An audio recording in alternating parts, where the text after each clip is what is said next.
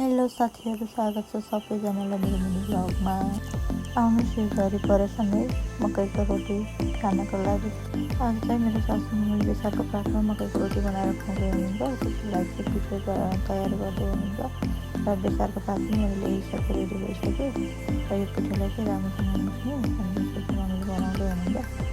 अनि मुसेर पनि यो डल्ला डल्ला बनाइसक्नुभएको छ। यसलाई चाहिँ राम्रोसँग मुसेपछि बेसारको पातमा रोटी बनाउने अनि त्यसपछि तावामा राखेर पकाउने। यसलाई चाहिँ बेसारको पातमा बनाएको देख्दा चाहिँ अचम्म लाग्छ होला सबैजनालाई, तर यो हामीले चाहिँ सानो सानोमा यसरी नै बनाएर खाने गर्थ्यौँ। यो बेसारको पातमा राखेर बनायो भने चाहिँ एकदमै मिठो बास्ना आउँछ क्या, रोटीको छुट्टै बास्ना आउँछ। त्यही भएर चाहिँ बेसारको पातमा राखेर बनाएको।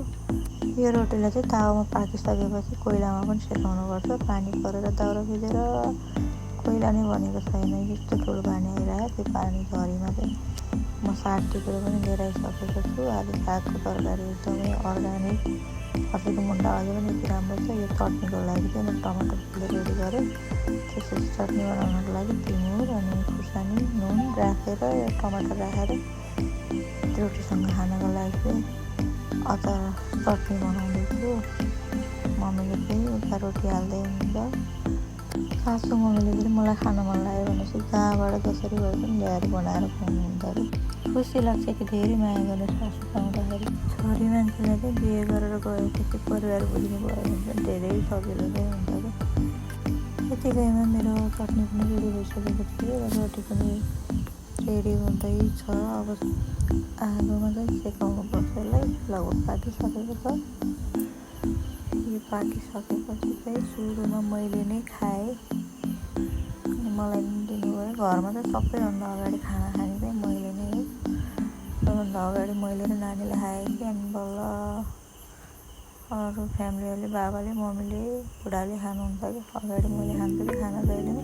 मलाई चाहिँ खाना एकदम हतार भएको थियो अनि सुरुमै मैले खाइदिएँ कि कस्तो भयो भनेर। अनि धेरै वर्ष भइसकेको थियो नि त मैले यो रोटी खाएर, अनि टेस्ट नै बिर्सिसकेर अनि खाएँ। अनि मम्मीले देख्दै मलाई लाज लागेर म हाँसिरहेको थिएँ। म पहिलोचोटि भिडियो बनाउने थिएँ अनि त्यसपछि अनि सबैजना भएर सँगै खाने अझै मिठो हुन्छ भनेर अनि मैले चाहिँ त्यसरी खाइनँ, अलिकति मात्रै टेस्ट गरेँ। अनि तरकारी खेलाउँदै बसेँ। साग पनि यति राम्रो थियो कि यति राम्रै किनेको थियो यो साग, यस्तो कलकल छ क्या अझै पनि।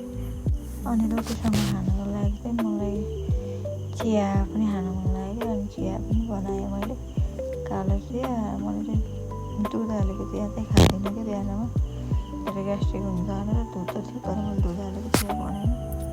कालो चिया बनाएँ, चियापत्ती एकदमै कम राखेर। त्यसपछि कागती राखेपछि चाहिँ त्यो चियापत्तीको अलिअलि पनि बास्ना आउँदैन कि, सबै चियापत्ती पनि हराएर जान्छ। अनि त्यसपछि रोटीसँग खानको लागि चिया रेडी गरेँ। यतिकैमा नानी र भान्जा पनि उठ्नुभयो अनि सबैजना गएर सँगै बसेर खाँदैछौँ। रमाइलो हुँदै थियो। अनि मैले भान्जालाई नि खानु भनेको, भान्जाले नयाँ चिज देखेर उहाँले चाहिँ खान मान्नु भएन।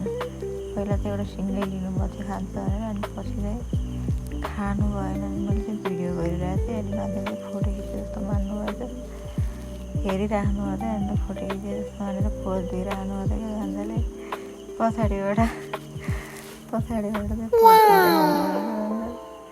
सबैजना बसेर खाँदा चाहिँ नमिठो चिज पनि मिठो हुन्थ्यो। तर यो त झन् आफूलाई एकदम धेरै खान मन लाग्छ, नमिठो भन्ने त कुरै भएन। त्यही माथि अब अर्ग्यानिक चिज भनेपछि मलाई सबै चिज पहिला खाएको चिजहरू चाहिँ मलाई अहिले एकदमै धेरै खोजी खान मन लाग्छ कि, एकदमै मनपर्छ, मिठो पनि लाग्छ। अर्ग्यानिक चिजहरू मकैको आँटो पनि मलाई एकदमै मनपर्छ। रोटीहरू, ढेँडो, सिस्नोहरू मैले खोजी खाइरहेको हुन्छु कि यो पहिला खाने चिजहरू। पहिला नै खाइयो तर अहिले पनि खान मन लाग्छ अनि खोजेर भए पनि खान्छु कि। सबैजना बसेर चाहिँ खाइयो। पानी परिरहेको थियो, तातो चिया, रोटी। सबैभन्दा धेरै मैले नै खाएँ मम्मीले बनाएको रोटी। अब चाहिँ कहिले खाने हो थाहा छैन। आजको लागि चाहिँ भिडियो यति नै। By by.